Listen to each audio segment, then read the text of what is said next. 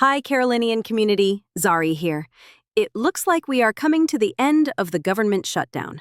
But until this happens, we still have much to discuss. In this broadcast, we will address housing insecurity, both reduced interest rates and the proposed 50-year mortgage, and the latest recalls and closures. Now, let's get right to it. What does a homeless person look like? Do you know? Many of us have preconceived notions of what homelessness looks like, but we rarely think of our coworkers or church members in that category. Perhaps it will be easier to digest if we define the levels of housing insecurity and not just call it homelessness. To be considered as housing insecure, residents must meet one of three circumstances: currently having an eviction notice, being very likely to face eviction or foreclosure within 3 months, and involuntarily residing with a household temporarily because they can't afford to live elsewhere. In many instances, housing insecurity boils down to inadequate housing options. In Washington, D.C., an estimated 82,452 people are experiencing housing insecurity. Among those facing housing insecurity, the most common type is unaffordability, followed by inadequate housing and frequent or unwanted moves.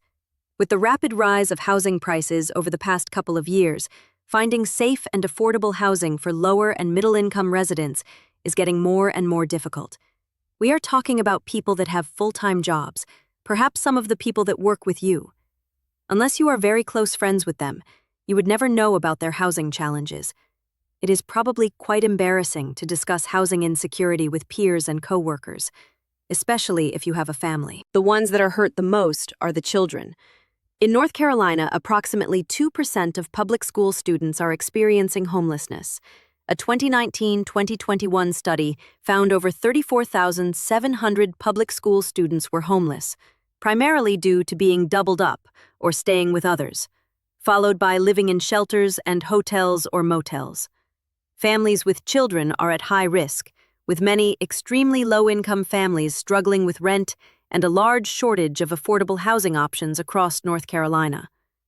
For the children in these situations, education is often seen as a way for the next generation to build a better future. For many children experiencing homelessness or housing insecurity, this path may seem out of reach. Unstable living conditions can have a major impact on a child's ability to learn and succeed. To change the fate of our housing insecure neighbors, it would seem that more affordable housing would be the answer. But in a super hot housing market like Raleigh, there is no real incentive to build affordable housing because there is such a great demand for market-rate housing. So how do we ease the strain? President Trump thinks he has the answer. The Trump administration says it's working on a plan that could make 50-year mortgages a reality, a move aimed at helping more Americans buy homes.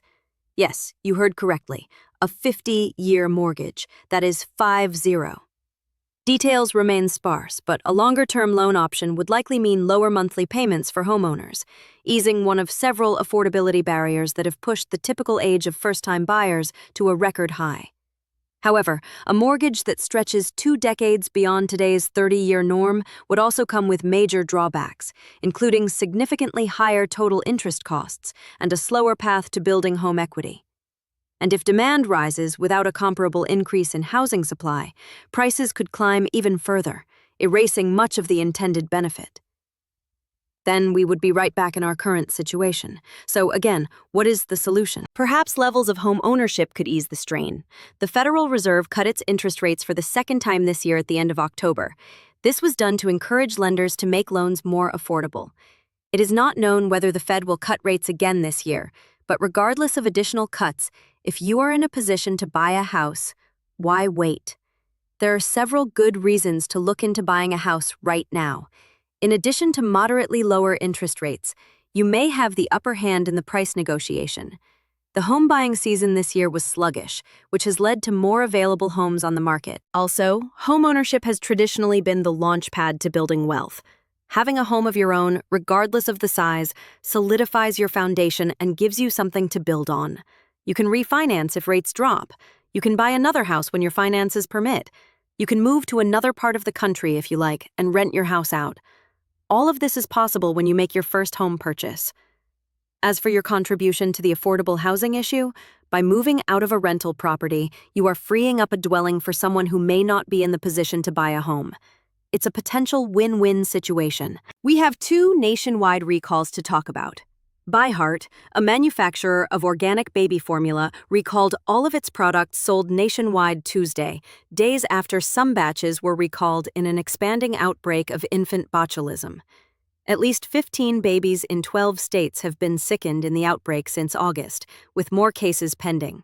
Nearly 1 million Prosecco bottles sold under Costco's Kirkland brand are under recall due to a possible risk of laceration.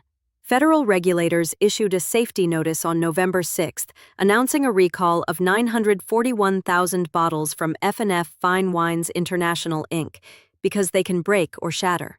The Kirkland Signature Valdobbiadene Prosecco DOCG bottles were sold between April 2025 and August 2025 for $8. The recalled Prosecco comes in green bottles with purple foil and a purple label. As for closures, unfortunately, we have quite a few. Starbucks said in October that it closed 627 stores as part of the restructuring plan it announced in September, ending up with 107 net store closures during its fourth quarter. 90% of those closures were in North America. Macy's has identified 66 stores across 22 states that will close this year. These are the first of 150 locations that the retailer plans to shutter through 2026. Following the closings, there will be about 350 Macy's left. Rite Aid said on its website in early October that all remaining stores had been closed. The company entered bankruptcy in May with about 1,250 stores and sold most to its rival pharmacy chains. Outback Steakhouse's parent company, Bloomin' Brands, told investors on November 6 that it closed 21 U.S. restaurants in October and planned not to renew the leases of 22 additional restaurants. As you can see, financial hardships are not exclusive to working-class Americans. As always, you can follow us on our social channels or visit our website anytime for the latest news and updates. Have a great week, community.